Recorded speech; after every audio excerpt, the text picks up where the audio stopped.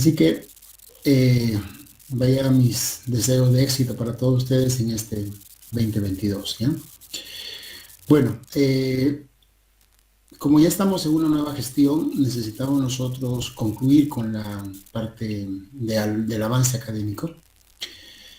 Y teníamos, acá estoy viendo mi agenda, teníamos tres tareas todavía pendientes, ¿no? Uno que es el tema de salinidad, el otro que son las aplicaciones en un estudio de caso así específicos que se van que se van a aplicar o que se aplican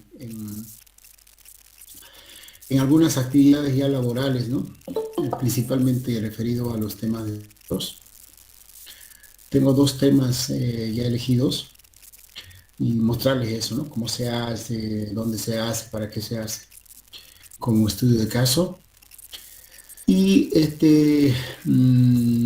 también acá tengo anotado la solicitud de una de sus compañeras sobre la orientación de cómo se debería hacer el informe final del trabajo que están realizando, ¿no? Del trabajo de investigación que están realizando. Eh, entonces vamos a cumplir con esas tres actividades y me imagino que en el transcurso de esta semana, hoy y esta semana y el viernes, hasta el otro miércoles terminamos toda la parte de avance académico. Y entonces el próximo viernes, que sería, a ver, vamos a ver el calendario, que sería,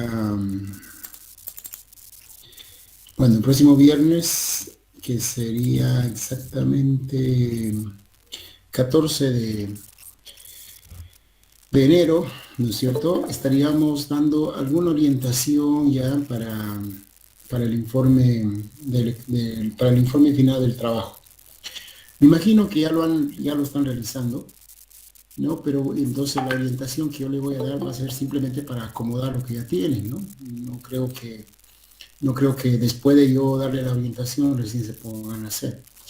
Me imagino que ya están recolectando datos, me imagino que ya ya tienen conocimiento claro de los métodos que están utilizando para la recolección de datos. También me imagino que ya tienen una idea de cómo lo van a representar los datos, ¿no es cierto? Y bueno, de cómo lo van a validar su trabajo. Entonces, lo que yo voy a hacer es orientarles un poquito en ese aspecto y claro, que con esa orientación me imagino que van a hacer mucho mejor, ¿no es cierto?, su trabajo. En ese sentido, creo yo que a partir del 15 ya corre el tiempo, digamos, para poder presentar el informe, ¿no? De tal manera que nosotros tendríamos que presentar el trabajo, ¿no? El 21, viernes 21 de enero, ya el trabajo y obviamente la exposición del tema o la defensa del tema, ¿no? Porque de ahí ya solamente queda una semana para poder presentar las notas finales al CPD. Entonces, estamos con los tiempos exactos ahora, ya no da, digamos, para perder una sola clase más. Por lo tanto, estas actividades tenemos suficiente para poder realizarlas, ¿no? Tenemos tiempo suficiente para poder realizarlas, ¿ya? Y si hay alguna otra actividad que puede surgir a sugerencia de alguno de ustedes, pues lo vamos a considerar dentro del cronograma bueno, dentro del cronograma académico, ¿ya? Bueno, entonces vamos a empezar con el tema de sanidad, que es un tema también muy importante dentro de las características químicas de los suelos. Y les voy a mostrar yo la información que tenemos que manejar, digamos, respecto a la salinidad, ¿no? Bueno, a ver, vamos a empezar con la presentación, de tal manera que ustedes puedan tener una base para ampliar sus conocimientos, ¿ya? Bueno, vamos al ratito dejar de compartir porque están solicitando ingresar a clases. Bueno, ahora sí, ahora sí. Bueno, entonces empezamos.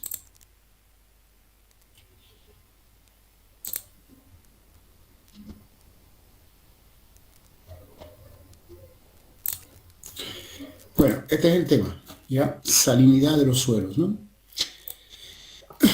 Eh, bueno, este tema es obviamente muy importante en algunas regiones, quizás con relativa importancia en algunas otras, y en otras, pues prácticamente no se va a llegar a presentar este problema, ¿no?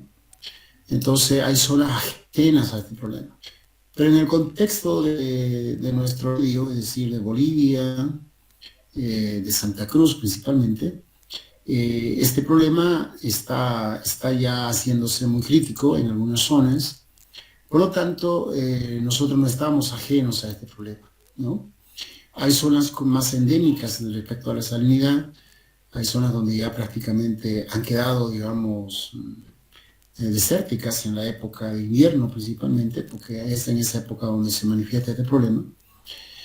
Y bueno, en otras zonas, en otras regiones de nuestro país, prácticamente esto hace una limitación, pero muy significativa, del uso de suelo con fines productivos, ¿no? Es más, se limita simplemente a unas cuantas especies que son tolerantes a este problema de la salinidad, ¿no? Por lo tanto, es un tema muy importante para conocerlo, es un tema muy importante para conocer sus parámetros, su forma de medición, su forma de diagnóstico y también importante conocer qué hacer cuando tenemos este tipo de problemas, ¿no? Bueno, en este contexto vamos a empezar a mostrarles alguna información relacionada a este tema. Bueno, fíjense, la litosfera como tal, ustedes saben que está pues formada por todo tipo de materiales, ¿no? Principalmente desde el punto de vista químico, estamos hablando de esa famosa clasificación que me imagino nosotros hemos aprendido en química sobre los metales y los no metales, ¿no? Metales y metales, que cada uno de estos elementos van reaccionando con el oxígeno, formando óxidos metálicos y óxidos no metálicos, llamados también anhídridos. Posteriormente estos reaccionan con otro elemento que es muy importante y imprescindible en nuestro planeta, que es el agua. Y entonces ahí se forman los hidróxidos y los ácidos, ¿no? Y la unión o la presencia simultánea de hidróxidos y de ácidos da origen a las sales. Esto lo que acabo de decir, pues implica que la litosfera está formada por, digamos, en este caso, materias primas que están en constante formación de sales, ¿no? Hay algunas zonas donde evidentemente hay mayor concentración de unas, en otras menor concentración, pero en general hay sales, hay minerales en la litosfera, ¿no? Ahí tenemos una comparación relativa de más o menos cuál sería el porcentaje de los minerales en la Tierra, ¿no? En la litosfera, ¿no? Obviamente descartando el oxígeno, que en este caso es un gas, ¿no? Y a partir de ahí el silicio, aluminio, hierro, calcio, que son metales, pues minerales en realidad, estamos hablando de una gran concentración, 26% de silicio, ¿no? Eso quiere decir que una cuarta parte de nuestro planeta prácticamente es arena, ¿no? Porque el silicio forma parte de la arena. El aluminio, 7,45. Eso quiere decir que el aluminio, al ser el tercer elemento en presencia en nuestro planeta, significa que hay una buena cantidad de arcilla. Porque no se olviden que cuando uno explota el aluminio, no explota el metal en sí, ¿no? No explota el metal per se, como uno llamaría. Por ejemplo, cuando uno dice, bueno, hay minas de oro, ¿no? Entonces, ¿qué significa? Uno va y busca el mineral de oro, exactamente, ¿no? O hay minerales de plata, y bueno, uno busca la plata, o el estaño, o el plomo, cobre, ¿no? Que si bien están mezcladas con impurezas, pero bueno, ahí está el metal. Sin embargo, cuando uno dice aluminio, no va y busca el aluminio así como el oro, como la plata, como el cobre, sino busca arcillas, ¿no es cierto?, que ricas en aluminio. Y entonces lo que uno explota en realidad, cuando uno ve minas de aluminio o explotación de aluminio, uno observa que van sacando arcillas y de la arcilla obtienen el aluminio, ¿no? Sí, entonces el aluminio, hago mención yo a esto porque habíamos visto en algunas propiedades químicas que el aluminio pues es importante por el grado de acidez que genera este elemento, ¿no? Entonces, si está en una tercera proporción en la litosfera, significa que el aluminio pues está prácticamente en gran parte del territorio de nuestro planeta, ¿no?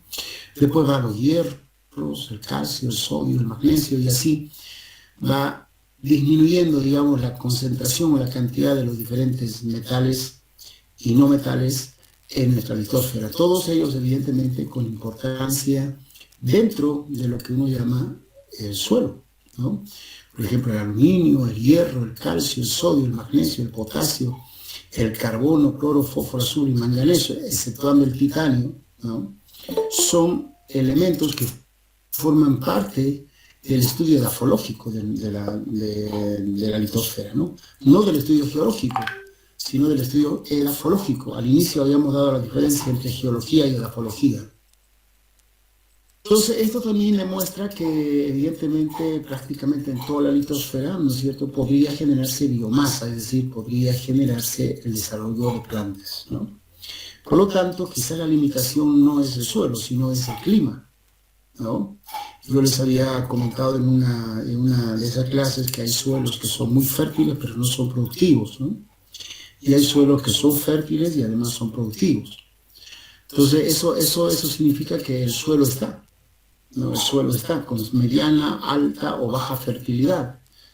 Considerando fertilidad, digamos, la fertilidad de un suelo se puede considerar como la capacidad que tiene el suelo para suministrar los nutrientes suficientes a la planta para que ésta desarrolle su ciclo biológico, ¿no? Pero claro, de nada sirve que haya nutrientes en el suelo, haya las condiciones nutritivas en el suelo, si no hay las condiciones atmosféricas, ¿no? Si no hay las condiciones climáticas, principalmente, como el caso de la precipitación y el caso de la temperatura, que son los dos factores que limitan prácticamente el desarrollo de especies vegetativas sobre la litosfera, ¿no? Entonces, esto nos da un pantallazo, evidentemente, de que la composición de la Tierra, pues está, ¿no es cierto?, predispuesta, o sea, nos da predisposición para poder generar biomasa, ¿no? Entonces, la litosfera no es un limitante, lo que puede ser limitante son las condiciones climatológicas. Bueno, como estamos hablando de salinidad, ¿no es cierto? Sabemos que ya las sales van a estar presentes en cualquier parte de la litosfera, pero ¿qué factores tenemos que tomar en cuenta para el estudio de la salinidad en términos edafológicos? Una de las, en este caso de los factores es la solubilidad. ¿Por qué razón la solubilidad? Porque las sales, ¿no es cierto? Todos sabemos que las sales, principalmente las sales inorgánicas a las cuales nos estamos refiriendo, son sustancias formadas por enlaces iónicos, ¿no? A diferencia, por ejemplo, de las sales orgánicas, que las llamamos ésteres, ¿no es cierto?, que son formadas generalmente por enlaces covalentes. Y los ésteres o las sales orgánicas no son muy solubles en el solvente universal que es el agua. Sin embargo, las sales inorgánicas son sustancias solubles en el agua, o por lo menos gran parte de ellas son solubles en el agua o poco solubles, ¿no? Por lo tanto, este factor de solubilidad tenemos que tomar en cuenta. ¿Por qué razón? Porque al solubilizarse una sal, significa que, no se olviden que la sal está formada por cationes y aniones, ¿no? Bueno, eso ya es un concepto que me imagino ustedes lo saben, pero se lo voy a hacer recordar. Acá, por ejemplo, si tenemos un nitrato de potasio, pues esto está formado por el ion nitrato y el ion potasio, ¿no? Aquí tenemos el cromato de potasio, pues esto está formado por el ion cromato y el ion potasio.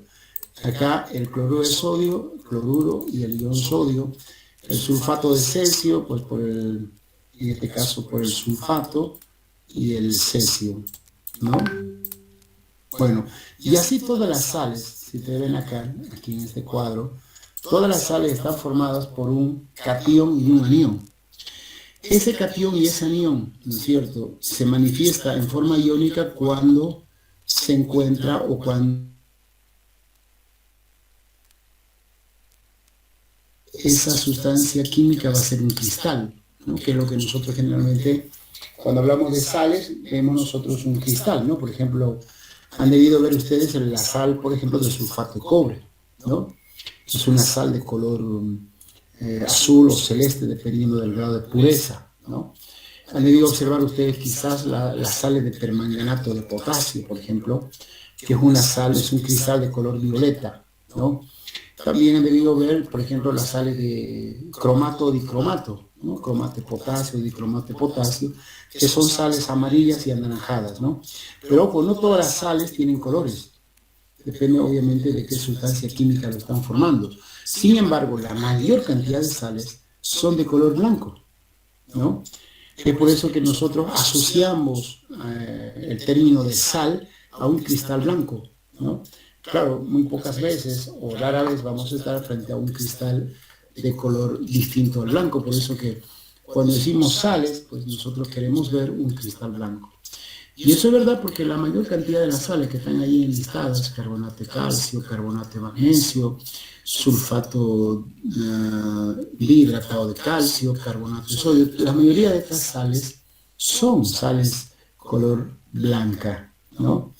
Entonces, claro, ahí nosotros tenemos que considerar que la mayoría están dentro de ese rango de color. Pero cuando estas sales se solubilizan, ¿no es cierto? Entonces estas sales dejan de formar cristales y lo podemos ver en forma, no lo podemos ver, sino lo podemos tener en forma iónica. Y al estar en forma iónica, ya esa mezcla acuosa, ¿no es cierto? Pues está relacionado también con el color de la sal. Por ejemplo, las sales que son de color blanco nos dan un resultado de una solución cristalina, ¿no? Así como el agua. Ahora, claro, si el sulfato de cobre se disuelve, nos va a dar una solución medio celeste, ¿no? Y lo mismo si hacemos el permanganato de potasio, nos va a dar una solución así color violeta, ¿no? Bueno, entonces, cuando nosotros asociamos las sales a color blanco, entonces vamos a tener soluciones de color cristalino, ¿no? O también se llama incoloro. Entonces, en ese medio acuoso, lo que nosotros tenemos son iones, ¿no? Y entonces esos iones están en función al grado de solubilidad que tienen las sales. Y este grado de solubilidad, como ustedes verán en el gráfico de la izquierda, está relacionado a una variable, a una variable que es la temperatura. ¿Esto qué quiere decir? Que a medida que va aumentando la temperatura, la mayoría de las sales, no todas las sales, ¿no es cierto?, va aumentando su grado de solubilidad, exceptuando, por ejemplo, hay las sales hidratadas y acá específicamente el sulfato de cesio, ¿no? Si ustedes ven el gráfico del sulfato de cesio, en vez de subir va bajando, ¿no? A manera que va aumentando la temperatura, esta gráfica va disminuyendo, hasta que en un momento obviamente se va a hacer constante, ¿no? Pero las otras, caso del nitrato de potasio, tiene una pendiente muy pronunciada. Eso quiere decir que con una variación de la temperatura mínima, pues aumenta su grado de solubilidad, ¿no? Entonces quiere decir que el nitrato de potasio es muy soluble en comparación, por ejemplo, con el cloruro de sodio, que también se solubiliza, pero que prácticamente con una pendiente casi notoria, ¿no?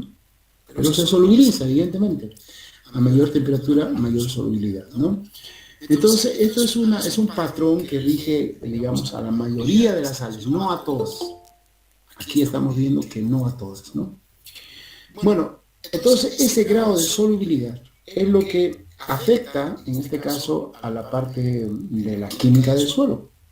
¿Por qué? Porque si las sales están solubles y esa sal está en una elevada concentración, entonces va a afectar a varios factores, como por ejemplo la unidad de intercambio catiónico. ¿No recuerdan cómo es la cosa, ¿no? Cuando hay demasiados metales y, por ejemplo, con carga más 1 y con carga más 2 son las que saturan, ¿no? Saturan esto en la micela coloidal, entonces de tal manera que ganan los espacios del coloide, el calcio, el magnesio, el sodio, el potasio, el cobre, el zinc, ¿no? Por un lado, entonces, tiene efecto en la capacidad de intercambio catiónico, en la saturación del catión, en otras palabras. Pero esa saturación del catión tiene relación también con la hidrólisis de la sustancia, ¿no? Por ejemplo, ustedes saben que hay sales ácidas hay sales básicas y hay sales neutras. Y entonces cuando yo hablo de neutralidad, de alcalinidad o de basicidad o de acidez, me estoy refiriendo al pH, ¿no? Y entonces esto quiere decir que las sales también pueden afectar directamente al equilibrio iónico del suelo, ¿no? Entonces, si en un suelo hay sales ácidas, entonces, claro, la solución del suelo va a tender a ser acidez, ¿no? Va a tender hacia la acidez. Pero si hay una elevada concentración de sales alcalinas, entonces, claro, el equilibrio del suelo va a tender a ser un medio alcalino, ¿no? Aunque, ¿ya? Y aquí está siempre ¿cómo se llama? La excepción, ¿no? Aunque la relación existente entre sales ácidas y sales alcalinas está en relación a la cantidad de agua que hay. Porque no se olviden que la acidez está relacionada a zonas donde hay mayor humedad. La alcalinidad está relacionada a zonas donde hay mayor salinidad o menor precipitación, quiero decir. Y entonces, es otra variable que nos determina qué tipo de sales pueden estar predominando en el suelo. Si estamos en una zona, digamos, con alta precipitación, entonces si hay sales, seguramente que esas sales van a tender hacia la acidez, ¿no? Y si estamos en una zona de baja precipitación, entonces seguramente que ahí va a haber sales que tienden a la alcalinidad, ¿no? Entonces, esto nos muestra que evidentemente esta variable de salinidad no es una variable totalmente dependiente, sino no es totalmente independiente, sino que depende de otros factores in situ y ex situ al suelo, ¿no? Bueno, entonces en ese caso uno de ellos es la solubilidad, y la solubilidad está relacionada con la cantidad de agua. Y acá tenemos que ver la temperatura, ¿no? En este caso, fíjense la temperatura en el suelo, ¿cuánto va a alcanzar? ¿No? O sea, un promedio, digamos, de quizás máximo 25 grados centígrados, ¿no? He visto algunos resultados, no los he medido yo, pero en algunos textos reportan, digamos, que se alcanzan 30 grados centígrados, ¿no? 40 grados centígrados. Por ejemplo, en los desiertos dicen que la arena cuando está por ahí en pleno sol alcanza cerca de 40, 50 grados centígrados, ¿no? Y ustedes, claro, evidentemente uno puede de alguna manera percibir esa temperatura, porque ustedes saben que la piel humana, ¿no es cierto?, tiene una cierta resistencia térmica, ¿no? Esto lo saben bien los churrasqueros, ¿no? Cuando hacen churrasco, para tentar cuánto es la cantidad de carga que está emitiendo, digamos, la combustión del carbono, meten la mano y, bueno, cuentan cierta cantidad de tiempo y lo retiran, ¿no? Entonces ellos dicen, sí, está bien o está mal. Bueno, cada uno tiene su parámetro de medición. Pero ¿por qué uno retira? Porque, claro, automáticamente la mano, no es que ellos lo retiren, sino automáticamente la mano, pues tiene esa reacción de retirarse, digamos, a altas temperaturas, ¿no? Es como cuando uno toca, digamos, por accidente una olla caliente, ¿no es cierto? No es que uno lo retire, sino es una acción automática de nuestro cuerpo que reacciona a altas temperaturas, ¿no? Entonces ese rango de temperatura, según algunos expertos en esto, dicen que es de 50 grados centígrados. Es decir, que la piel, el cuerpo humano puede tener, digamos, una tolerancia hasta 50 grados centígrados. Más allá, ya no, porque genera, digamos, ya quemaduras en la piel, ¿no? Entonces, imagínense, esto nos pasa a nosotros cuando vamos al río, por ejemplo, ¿no? Y el sol está pelando ahí, entonces la arena, uno pone la arena y pucha, parece que nos estaría pues, quemando las plantas de los pies, ¿no? Entonces es lo más creíble que porque en la arena puede alcanzar 50 o más grados de temperatura. Pero bueno, estamos hablando de algo extremo, ¿no? En un ambiente normal, digamos, donde las condiciones son casi dentro de una estándar, dentro de un comportamiento normal, tanto de diferentes factores del suelo, pues puede alcanzar hasta 25, quizás 30 grados centígrados, ¿no? Entonces, acá se toma como parámetro 20 grados centígrados, ¿no? Entonces, bueno, cuando el suelo está a 20 grados centígrados, entonces, y si hay agua en el suelo, pues esos son los grados de solubilidad que puede tener cada una de estas sales. Por ejemplo, ahí podemos ver que el más soluble obviamente es el cloruro de calcio exhidratado, ¿no? 2 kilos 790 gramos, no, perdón, 2 kilos 790 gramos, claro, casi 3 kilos, se solubilizan por cada litro de agua, ¿no? Y aquí podemos ver que el menos soluble es el carbonato de calcio, 0.01 gramos por litro, ¿no? O sea, esto quiere decir que evidentemente, de acuerdo a su composición, hay sales más y menos solubles. Por ejemplo, el sulfato de magnesio, el cloruro de nitrato de potasio, que nos interesaría a nosotros, tienen, digamos, una solubilidad mediana, ¿no? 316, 262, que está, digamos, dentro de lo esperado, ¿no? Dentro de lo que debería suceder en condiciones normales, ¿no? Pero bueno, ahí tenemos parámetros de solubilidad. Esto indica entonces que hay sales solubles, poco solubles en el suelo.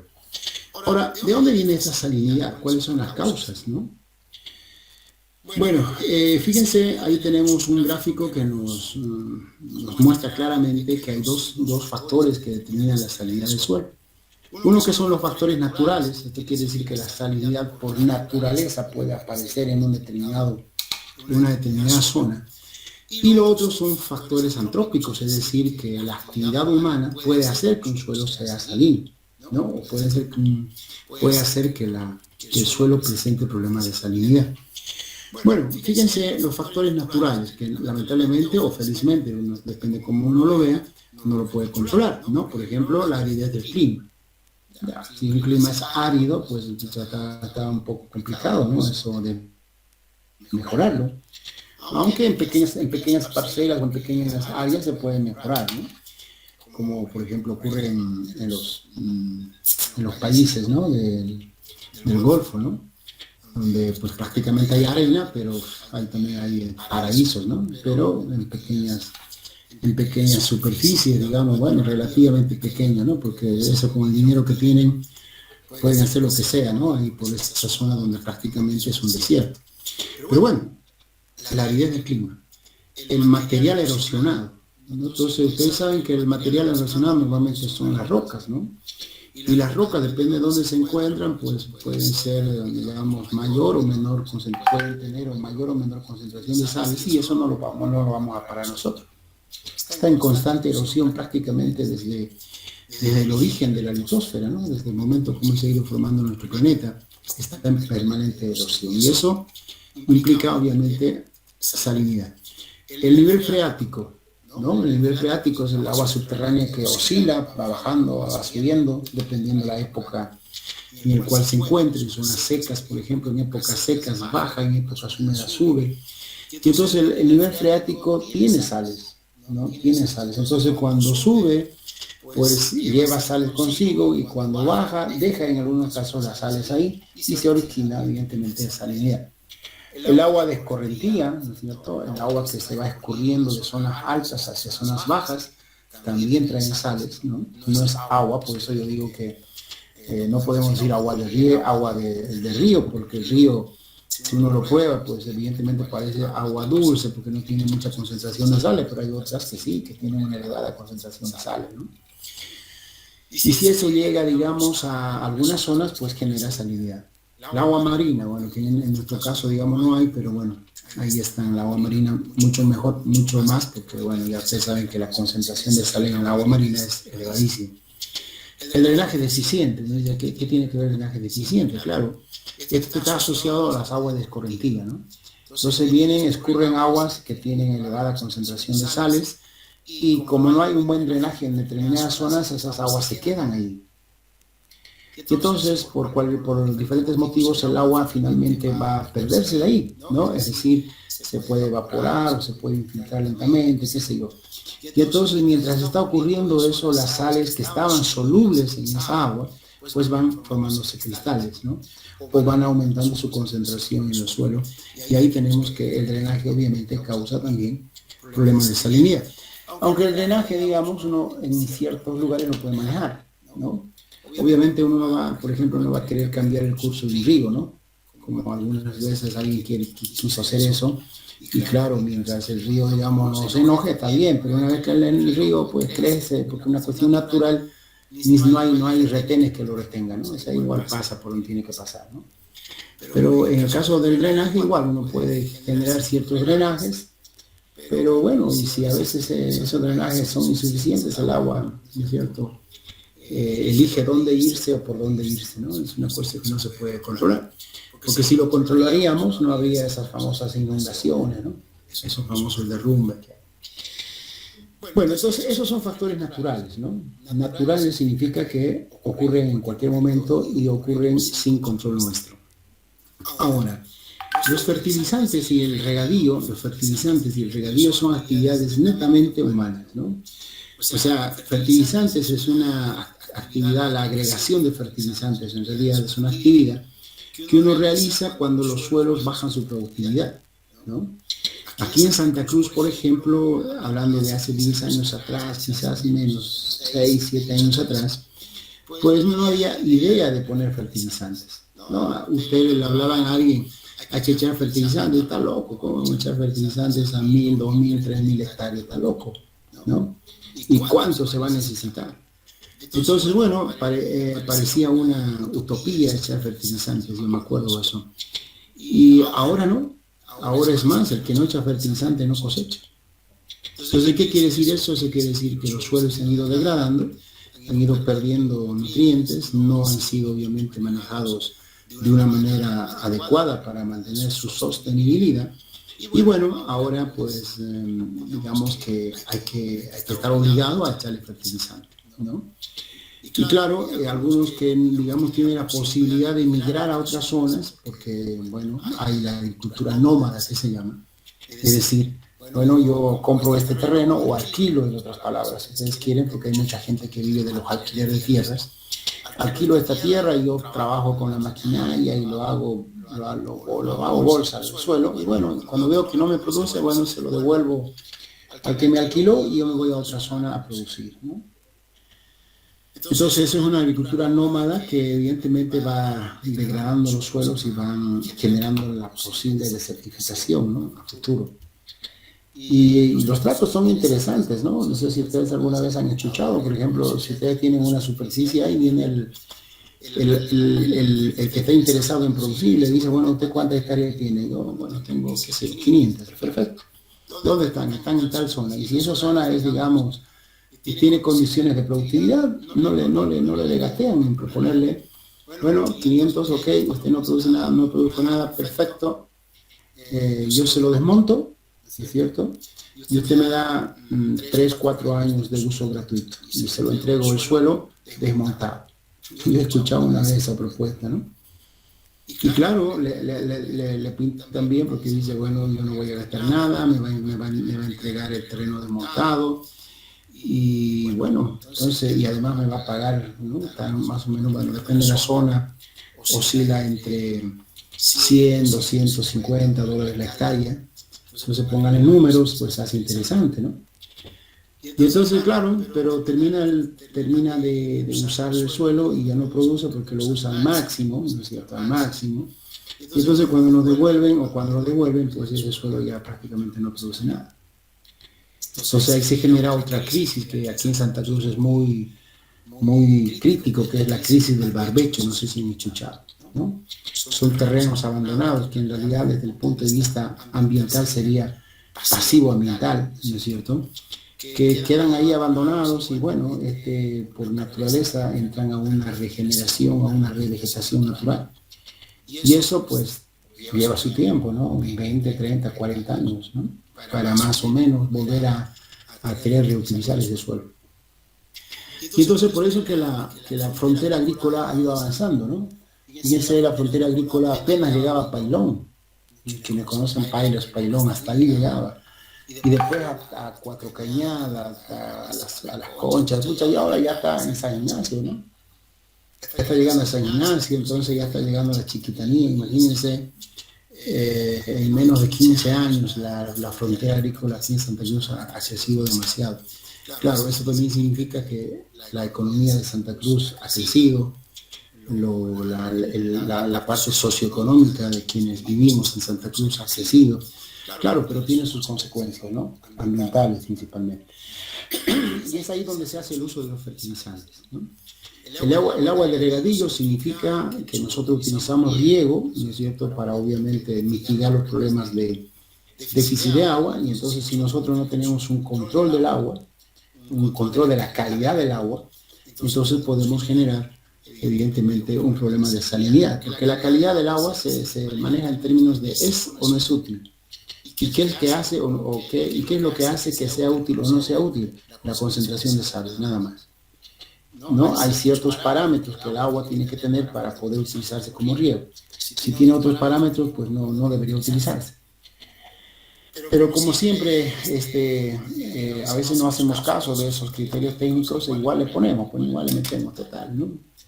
Yo como hoy, no sé mañana quiénes comerán o qué comerán, pues no, yo arreglo mi problema hoy y después los demás que se lo arreglen. Esa es lamentablemente la forma de pensar nuestra, ¿no? Entonces, bueno, se genera de todas formas problemas de salinidad cuando se utiliza agua de regadío, ¿no?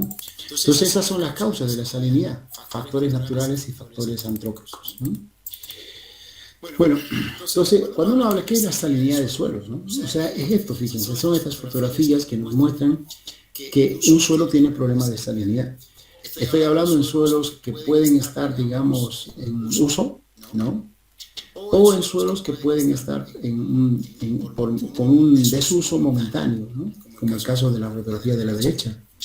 Fíjense, a la izquierda hay cultivos de maíz, ¿no? Obviamente se hizo un buen bancal, un buen banco, se llama cultivo en bancales. Se ha hecho un buen bancal para que justamente por ejemplo, esta salinidad, puede haber dos causas aquí, ¿no? Una, que el suelo tenga un mal drenaje, ¿no? Y entonces acá se acumula el agua, y entonces, bueno, el agua al retirarse, pues deja esas sales, ¿no? Esa puede ser una causa.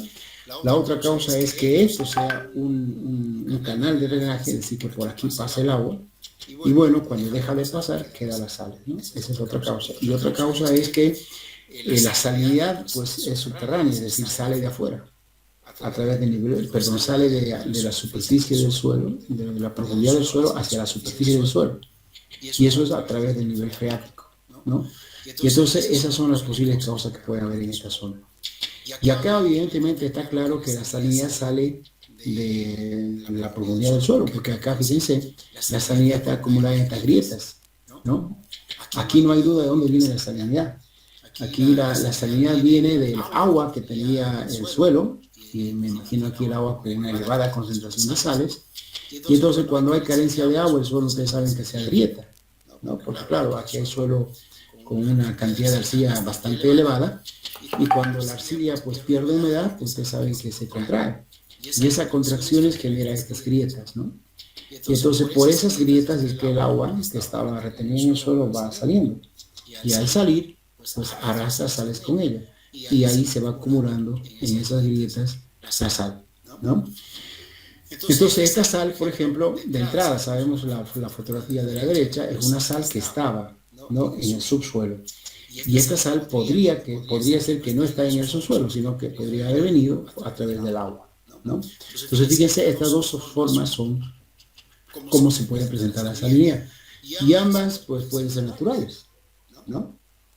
Pues aquí, por ejemplo, el agua del nivel freático uno no controla, ¿no? Entonces aquí es natural. Y aquí puede ser natural o puede ser, ¿no es cierto?, antrópico. Porque como se está cultivando, pues aquí puede ser que se esté utilizando fertilizantes, y esos fertilizantes que se utilizan en el cultivo, en este caso del maíz, cuando no hay agua, pues se vayan aquí acumulando en este canal de drenaje, ¿no? Entonces ahí tenemos una muestra de cómo se puede haber generado la salinidad en los suelos. Bueno, ¿por qué nos interesa a nosotros, o por qué nos debe interesar la concentración del suelo? ¿Qué problema es lo que origina, ¿no? Bueno, lo que origina prácticamente es un efecto negativo en la ósmosis, es decir, aquí como dice el gradiente osmótico, ¿no?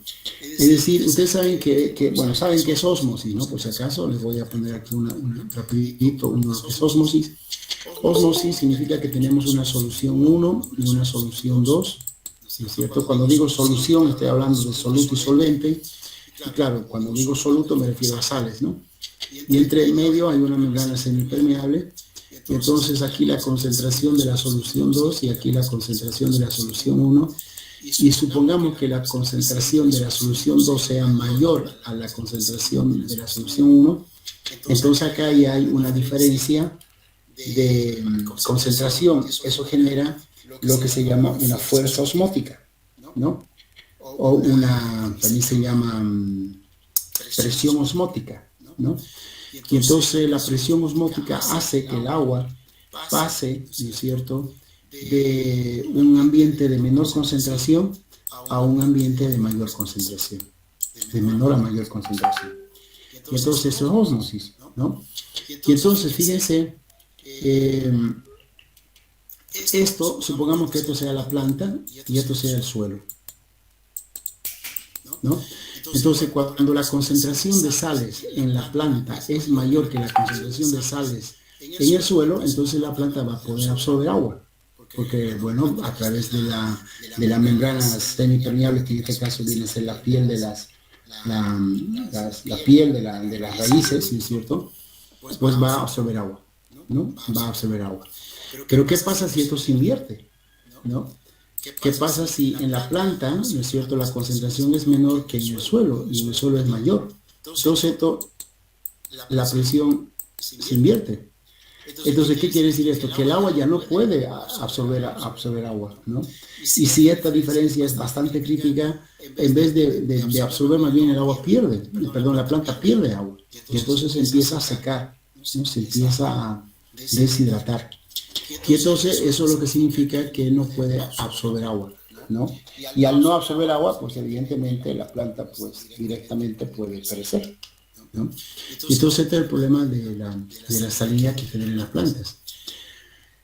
Entonces por esa razón que nosotros tendríamos que mantener esta relación, ¿no? Esta relación. Y si se invierte, entonces tenemos un problema de gradiente osmótico. Y la planta pues crece poco o no crece, o muestra síntomas de ciertas como quemaduras en las hojas, ¿no? Entonces ahí nos está avisando de que hay problema de salinidad. La salinidad, esto es un problema que afecta a la agricultura, ¿no? Esto es muy común en zonas áridas, ¿no? En zonas donde hay poca humedad, pues es muy común ver la acumulación de sales en la superficie del suelo. Pero en zonas donde hay humedad, donde hay elevada humedad, estas sales generalmente se lavan, ¿no? Se disuelven y se van. Acá en Santa Cruz, por ejemplo, nosotros tenemos ambos escenarios, ¿no? Donde hay sales y donde no hay sales. Por ejemplo, en la primera zona que aquí en Santa Cruz apareció con este problema de salinidad fue la zona de Okinawa, ¿no? La zona donde están las colonias japonesas. Allá en Okinawa, pues en verano, nosotros llamamos verano cuando hay mucha humedad, ¿no? En invierno cuando hay baja humedad. Entonces en verano allá los suelos son normales, digamos, no tienen problemas de salinidad. Es decir, ahí se puede cultivar, los japoneses hacen sus actividades agrícolas con normalidad. Pero en invierno, cuando reduce las precipitaciones pluviales, muchas zonas de Okinawa empezaron a tener este problema, ¿no? Empieza a la floración de la sal. Entonces terrenos pues con manchas blancas, ¿no?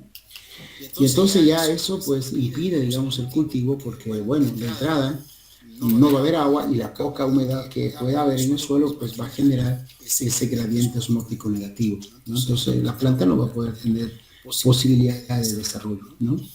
Entonces en esa zona, por ejemplo, de Okinawa, ustedes iban en invierno y no había nada, a no ser que se haya utilizado una especie que era, por ejemplo, el trigo, ¿no? Ahí se sembraba trigo en invierno porque, bueno, esa especie era tolerante a la salinidad.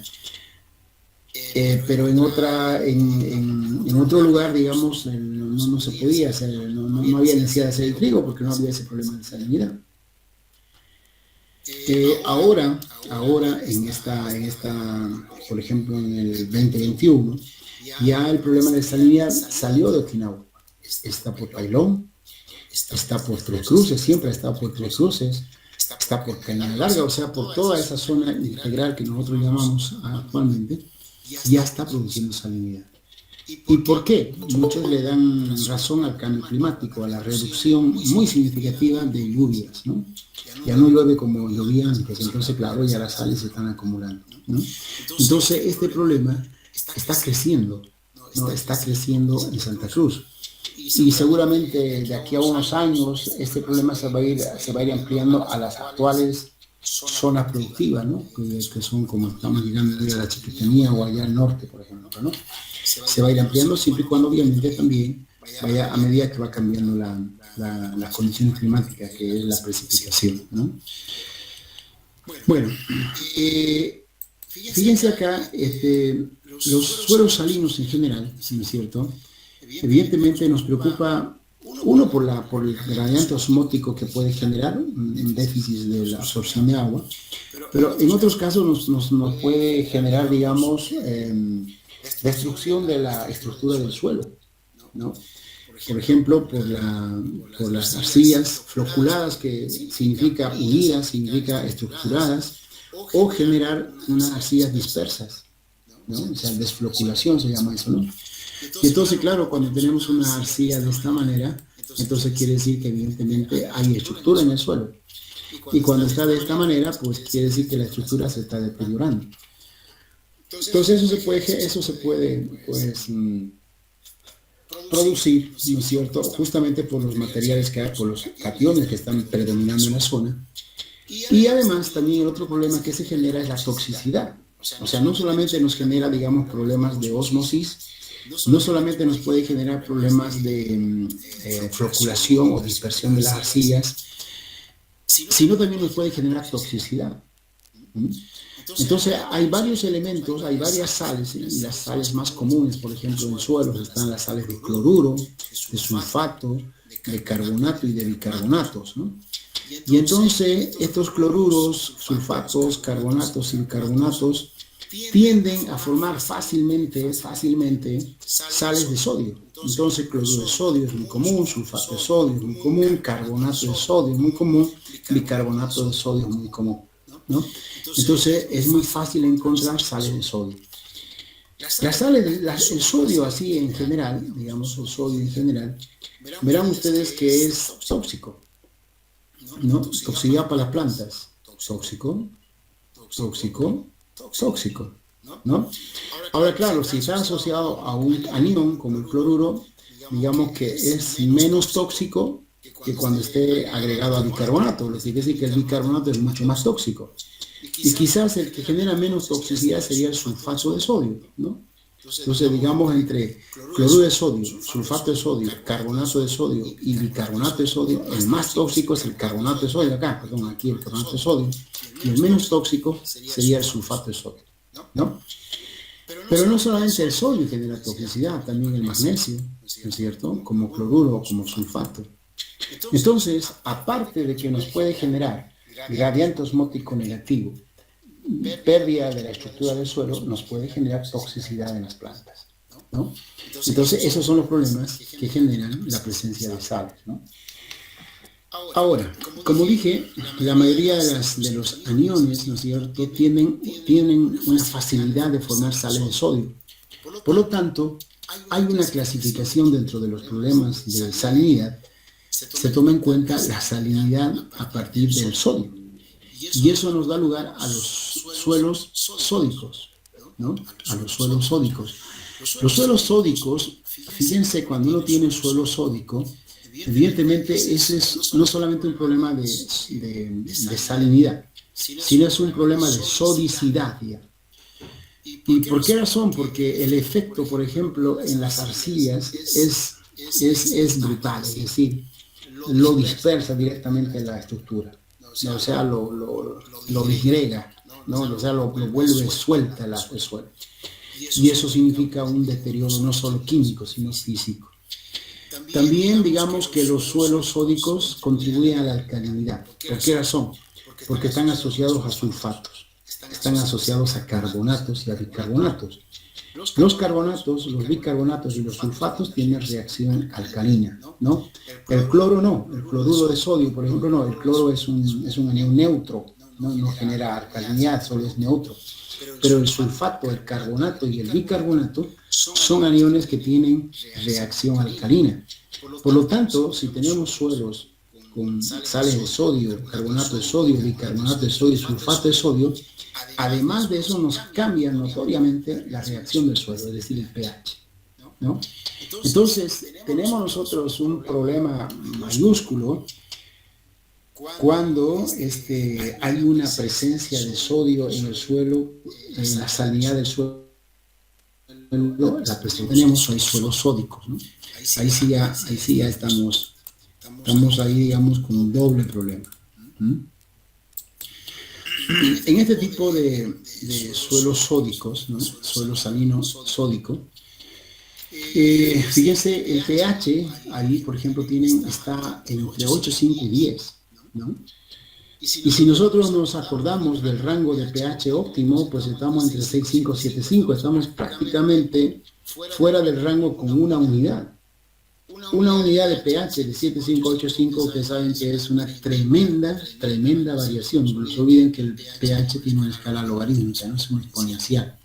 Entonces, de entrada, nos está limitando una cantidad de nutrientes que puede perjudicar, digamos, la nutrición de la planta, ¿no? Bueno, eso digamos que podríamos de alguna manera, digamos, contrarrestar, qué sé yo, aplicando, por ahí alguien dijo, aplicando fertilizantes foliares. Perfecto, ya, bien. Aunque hay que partir de esta idea, ¿no? Las plantas se alimentan por las raíces, no por las hojas, ¿ya?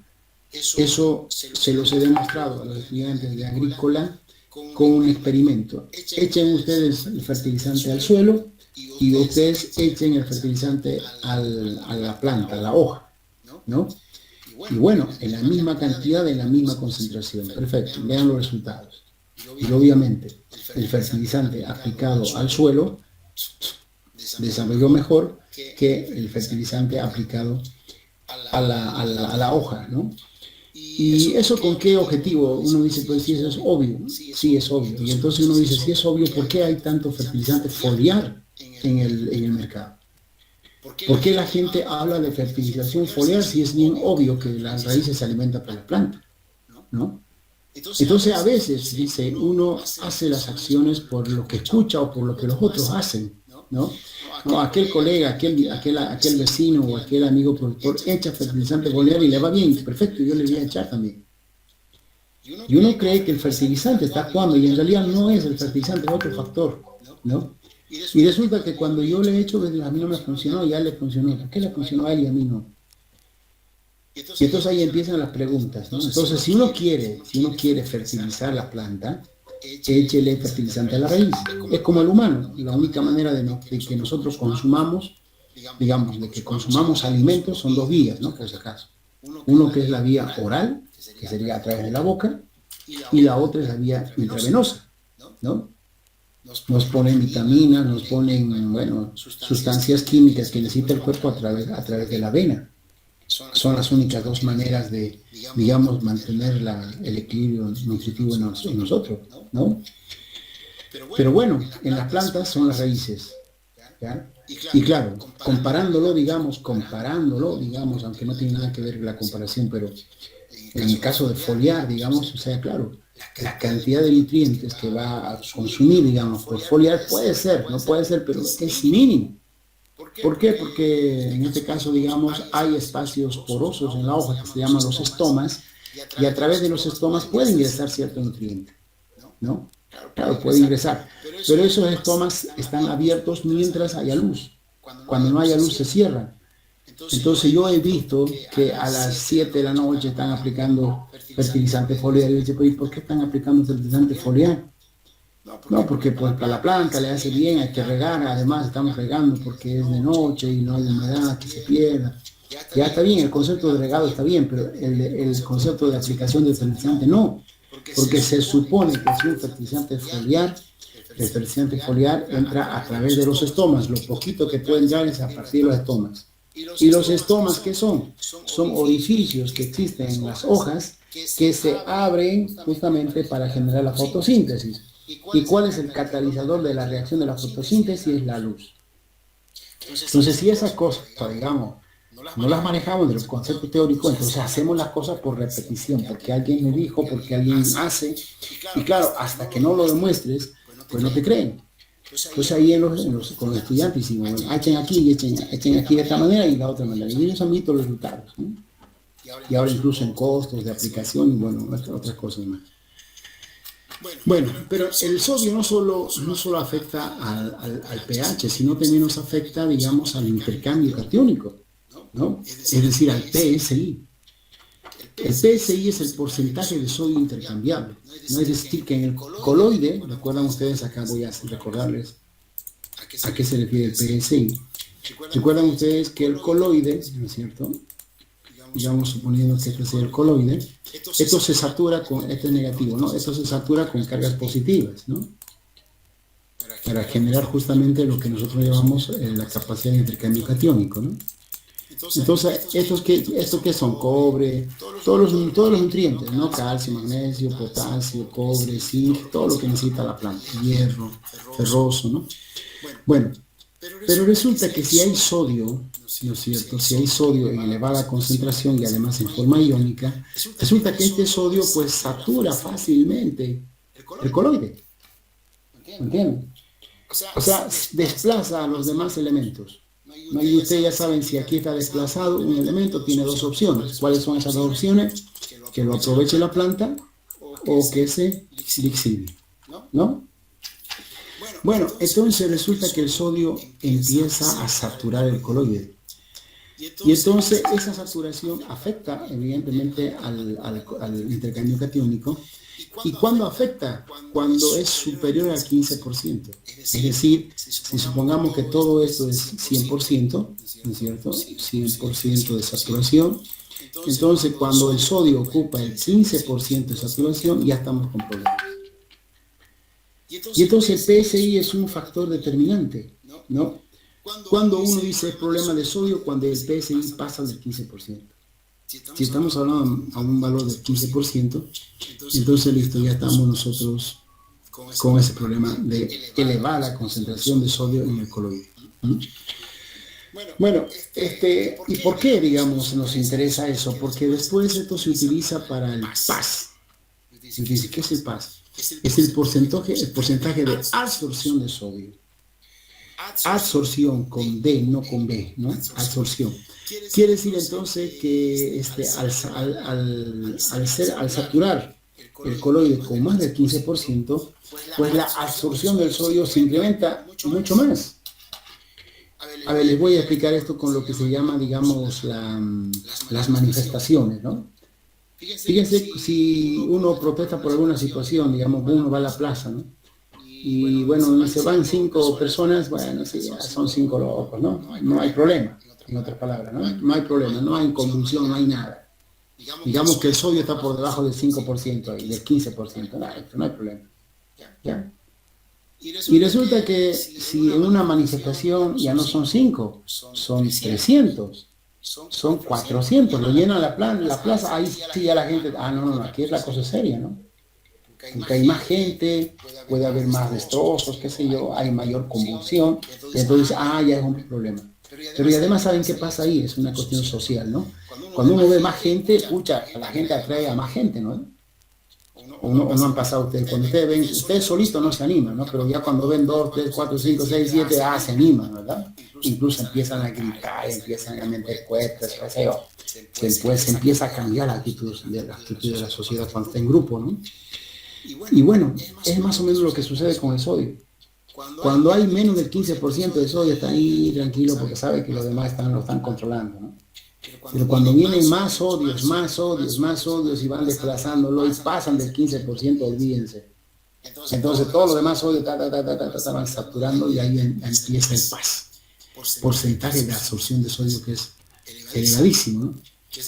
Y esto pues obviamente afecta a todos los demás cationes. Más o menos algo así es, ¿no? En términos de ejemplos, ¿no es cierto? De comparaciones que valga el ejemplo, de cómo sucede el RAS o la absorción de sodio, ¿no?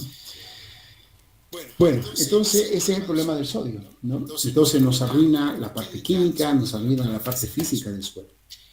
Bueno, y entonces ustedes dirán, ¿cómo se calcula eso? Pues ahí está, ¿no? La concentración del sodio sobre el 6% es lo que uno puede sacar el PSI. Y aparte del PSI, nos afecta el RAS. ¿Qué es el RAS? Es la relación de absorción de sodio.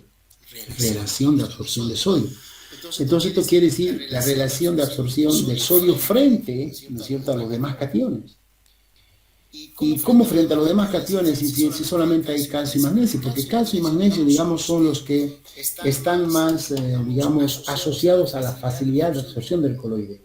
¿Ya?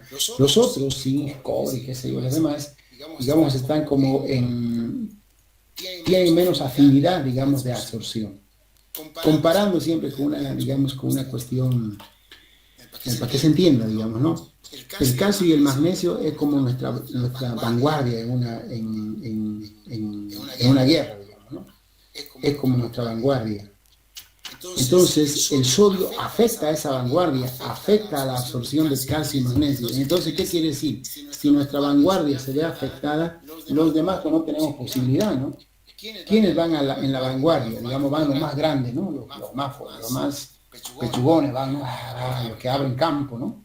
Y si a eso los devuelven, los demás que no tenemos mucho físico estamos perdidos, ¿no es cierto? Pues aquí es lo mismo. Entonces la relación de absorción de sodio se lo compara con el calcio y el magnesio. ¿Por qué? Porque el calcio y el magnesio tienen mayor facilidad de absorción en el coloide. Entonces, si el calcio y el magnesio pueden desplazar al sodio, perfecto, pero el zinc, el cobre y los demás tienen menos posibilidades de absorción. Por lo tanto, si el calcio y el magnesio se ve afectado en su absorción, olvidémonos del resto. ¿Entienden? Eso es lo que es el RAS.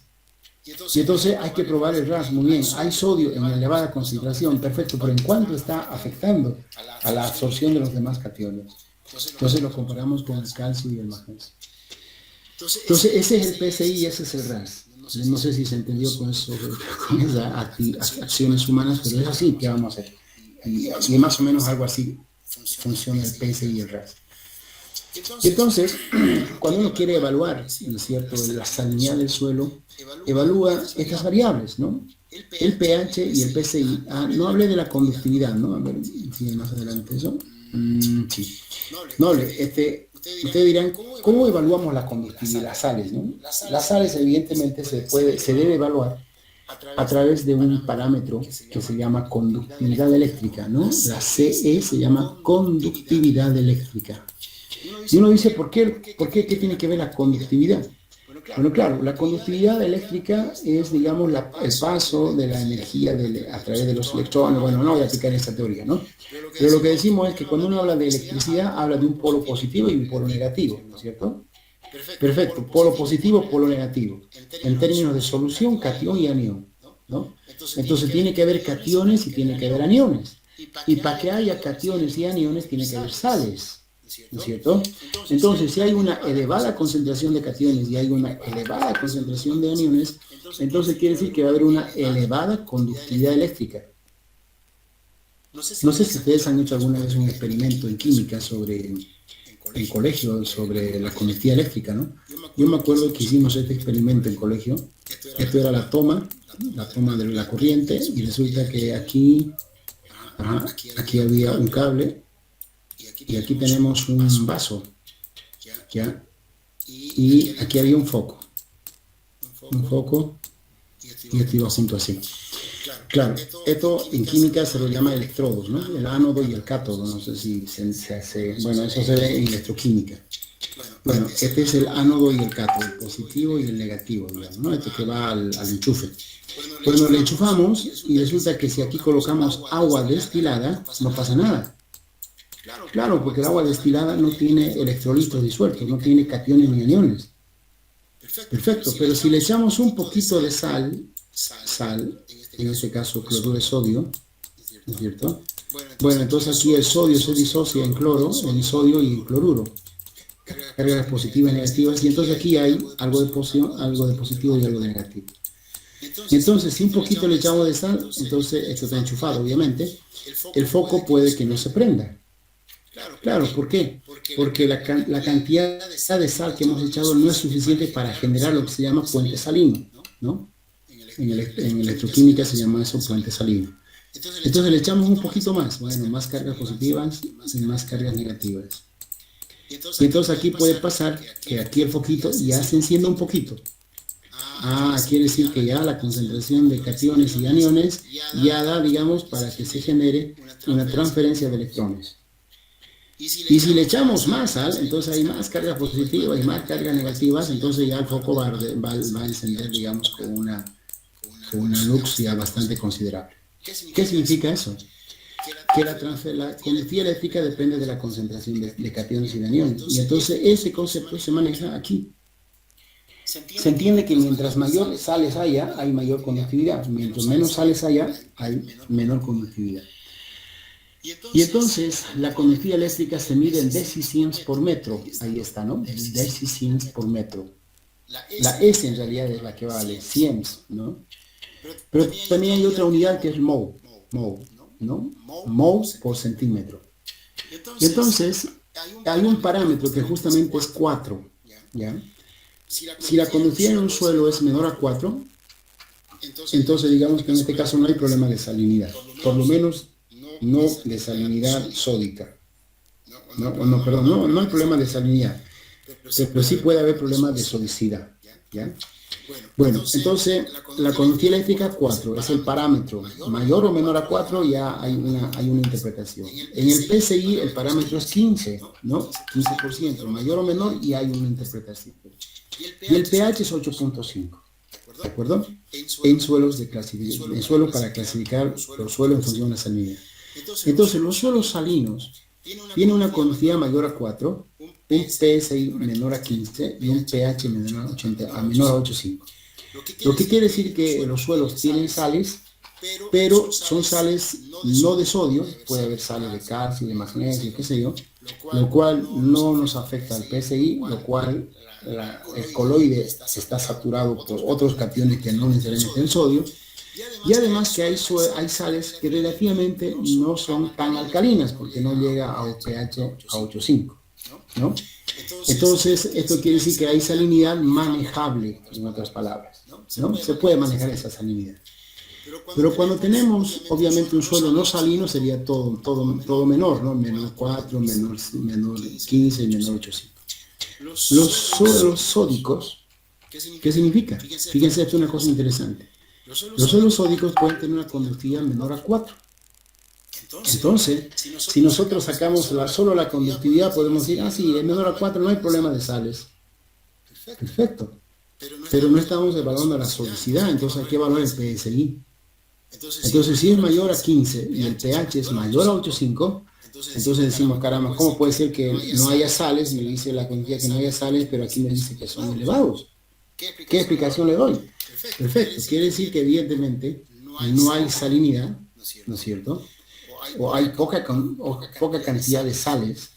Y esa cantidad de sales, la poca cantidad de sales, en su mayoría son sales de sodio. Eso es lo que significa esto.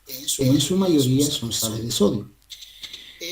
¿Por qué mayoría sales de sodio? Porque el PSI es mayor a 15. Y además, al ser sales de sodio, les dije, son sulfatos, carbonatos y bicarbonatos. Entonces son sales alcalinas. Entonces estamos hablando de un suelo sódico.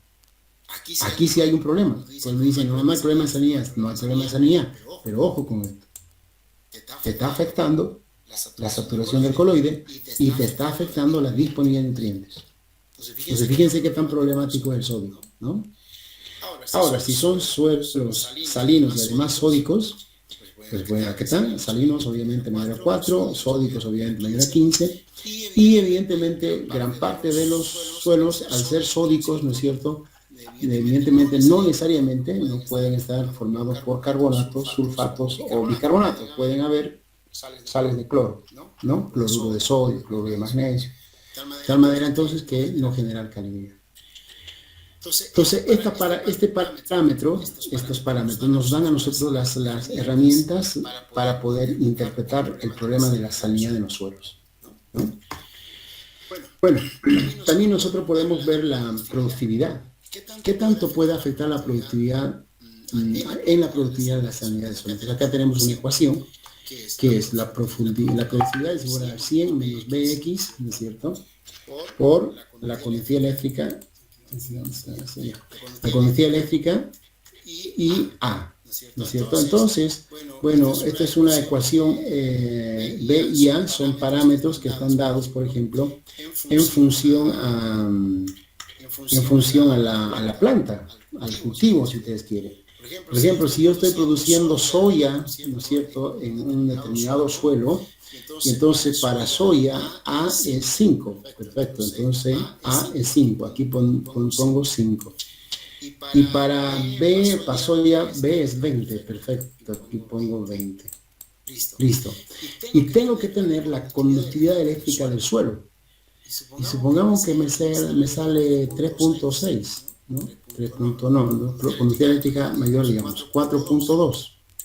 Listo.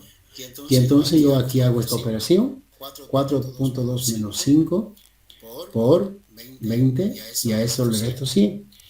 Y entonces eso me puede significar el porcentaje de reducción en la producción de soya, ¿no?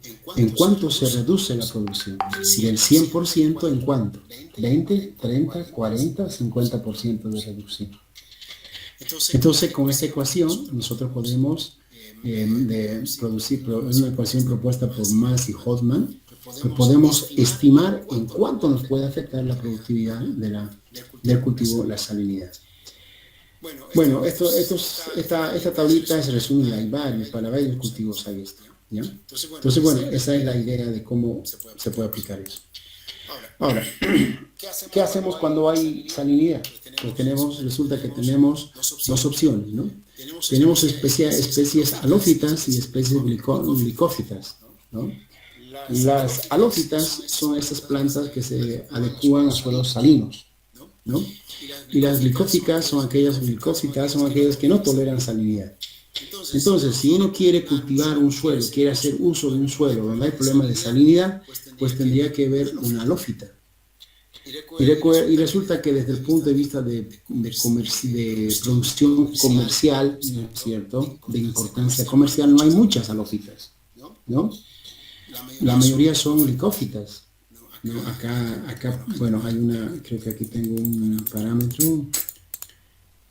No, hay algunas plantas, a ver aquí. Pucha, me faltó ese dato, ¿eh? Hay unas plantas que son más resistentes a la salinidad que otras, ¿ya? Pero bueno, les digo que halófitas no hay muchas. Dentro de las más conocidas con importancia comercial son 3. ¿Cuáles son esas? Uno es la cebada, no, son 4. La cebada, bueno, ya saben para qué lo utilizan la cebada, ¿no? El trigo,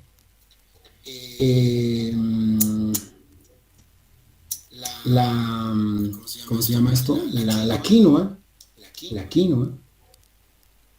y bueno, esos son cultivos, digamos, de nuestros, ¿no? De aquí, de la parte de Latinoamérica. Y hay otras que es el coco, que no es ya tan nuestro, ¿no? Porque ya es una planta que ha sido introducida, el coco.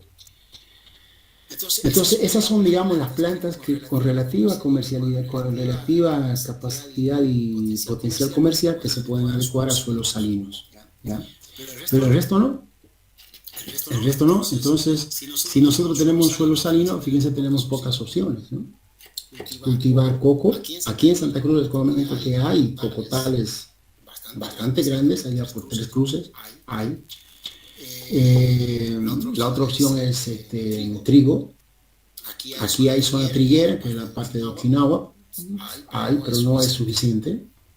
No son grandes superficies, ¿no? Es por eso que Bolivia no tiene, digamos, asegurada, ¿no?, la producción de trigo. La de soya sí, la de carne sí, la de azúcar sí, ¿no? Por eso que exportan. Pero el trigo no. Precisamente porque no se cultiva mucho. Y después la quinoa, ¿no? La quinoa es un cultivo que acá en Santa Cruz, bueno, la verdad que de hace varios años escucho a un colega, Marín Chan, no Marín, no sé cómo se llama, Marín se sé que apellida, y que dice haber introducido la quinoa tropicalizada aquí en Santa Cruz, pero tanto tiempo que estoy viajando yo a lugares de producción, no veo yo cultivos de quinoa en forma masiva.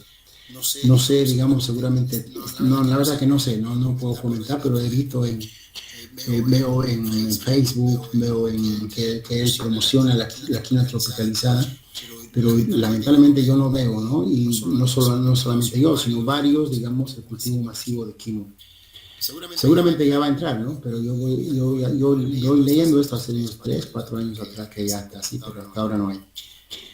Entonces, pero la quinoa en el occidente después es brutal, ¿no? O sea, es un cultivo que llaman el grano de oro, ¿no? No se olviden que la quinoa tiene, nosotros evidentemente no tenemos muchos, no tienen costumbre de consumir, por eso que lo exportan, ¿no? Lo exportan. ANAPQUI, hay una asociación nacional de quinoa, de los que producen quinoa, ellos exportan a Europa y prefieren exportar porque para empezar aquí no consumen mucho y segundo, peor todavía, no consumen ni siquiera el que produce. Y no es porque no quiera, sino porque pues le pagan bien el dato, ¿no? Le pagan, o sea, por un kilo de quinoa que le pagan, él puede comprar 5 kilos o 10 kilos de arroz. Entonces un kilo de quinoa, digamos, no hace equivalencia a 10 o 5 kilos de fideo y arroz, ¿no? Entonces por eso que lo vende y además ustedes saben que el cultivo de quinoa son en pequeñas superficies y en el occidente donde la pobreza obviamente es muy alta, ¿no? Entonces por eso que lo venden. Y allá pues los europeos disfrutan de nuestra quinoa, ¿no? Aquí hay poca gente que consume, no sé si alguien acá tiene costumbre de consumir quinoa, por ejemplo aquí en el curso. No creo que pasen de 6 los que consumen quinoa. Entonces, bueno, no tenemos muchas opciones, ¿no? Porque la mayoría son glicósitas, pero hay, si hubiera, pues habría que poner, digamos, el cultivo, ¿no? ¿Cuál es el efecto sobre las plantas? Retardo en la germinación, menor área foliar, crecimiento incompleto, menor producción de materia seca, necrosis en las hojas, hojas de color verde más oscuro, o sea, no son normales, disminución de rendimiento de cultivo y condiciones extremas, muerte en el caso de que la salinidad sea bastante severa. Entonces son estos los efectos en las plantas, ¿no? Por eso que no hay que tener problemas de salinidad. La toxicidad de sales, ya les he dicho cuáles son las sales más tóxicas, ¿no es cierto? Las sales de sodio, fíjense acá, lo mismo, ¿no? Sodio, son más tóxicas. Y pues las relaciones hídricas, esto es lo que les he dicho, ¿no? Que disminuye el agua útil, ¿no? O sea, la planta, cuando el suelo es no salino, entonces la osmosis hace que la planta pueda asumir cualquier cantidad de agua. A manera que el agua va aumentando su salinidad, pues va reduciendo, fíjense, el agua útil. Claro, la planta ya no absorbe tanto, ¿no? Porque, bueno, la concentración de sales es elevada. Bueno, esta es la conductividad eléctrica. Bueno, aquí está lo que me adelanté, ¿no? La conductividad eléctrica es el parámetro que se utiliza para medir. Se mide en milisiemens por centímetro, que es igual a un decisiemens por metro, o es igual a 1000 siemens por centímetro, que es igual a un milimol por centímetro. Entonces ustedes van a ver el dato en cualquiera de estas unidades, y esto es lo que hace su equivalencia, ¿no? O sea, por ejemplo, si yo digo 4 milimol por centímetro, es lo mismo decir 4 decisiemens por metro, ¿no? O es lo mismo decir 4 milisiemens por centímetro, ¿ya? Bueno, entonces tienen que tener mucho cuidado con la unidad de medición, pero aquí están sus equivalencias. Entonces el parámetro dijimos que es 4, ¿no? Hasta aquí. De 0 a 3,5 menor 2 no salino, y entre 2 y 4 ligeramente salino, ya de 4 para arriba es salino, muy salino. Y aquí es muy interesante tomar en cuenta esto. La conductividad eléctrica se mide en dos formas, ¿no? Uno, el suelo-agua, en una proporción de 1 a 5, y en pasta saturada, ¿no? No sé en cuál ustedes lo habrán hecho, me imagino que lo han hecho en pasta saturada, pero también se puede medir en relación 1 a 5. Entonces, los parámetros, fíjense, son diferentes, ¿no? La conductividad eléctrica en 1 a 5, este es el parámetro para que sea un suelo no salino, y en pasta saturada es 2, ¿no? O sea que en otras palabras, ese 4 que yo les he mencionado es una prueba en pasta saturada. Si ustedes hacen en una relación de suelo-agua, entonces tienen que usar otro parámetro, ¿no? Ojo con eso. Si ustedes han hecho su laboratorio de conductividad eléctrica, vean qué han hecho. Si han hecho en conductividad eléctrica en pasta saturada, vale estos parámetros. Si lo han hecho en extracto de relación agua-suelo, tienen que usar estos parámetros, ¿ya? Bueno, bueno, ya les expliqué aquí el problema de la solicidad, ¿no es cierto? Y bueno, ahora, ¿cómo hacemos nosotros si tenemos suelos salinos, ¿no? Entonces, bueno, uno es el lavado de suelo, que es una cosa muy rara, pero está ahí en la teoría y está en los libros. Hasta ahora yo no conozco que alguien haya lavado el suelo, ¿no? Pero bueno, lavar del suelo, fíjense, es esto, ¿no? Echarle agua, agua obviamente sin sales, y la única opción de que haya agua sin sales es el agua de lluvia, ¿no? O un riego con agua sumamente, o sea, limpia de agua de sales, y eso también no es muy común usarlo, no es muy común tenerlo.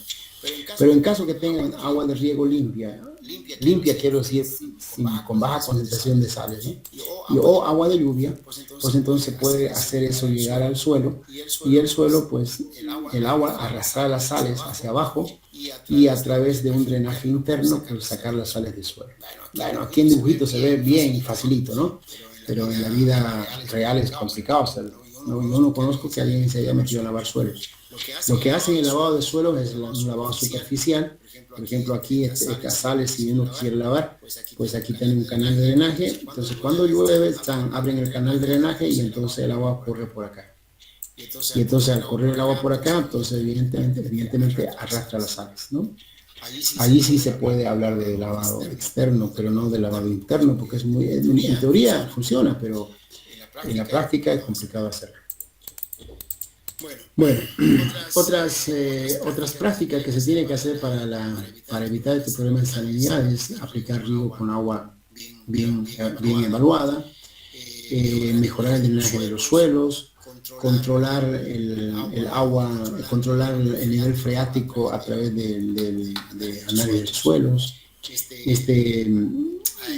agregar en algunos casos, digamos, calcio si tenemos elevada concentración de sodio, y nivelar, digamos, el campo de una manera que no haya zonas con excesiva humedad en algunas épocas y con baja humedad en otras, ¿no? Entonces eso hace que en algunas se acumulen las sales.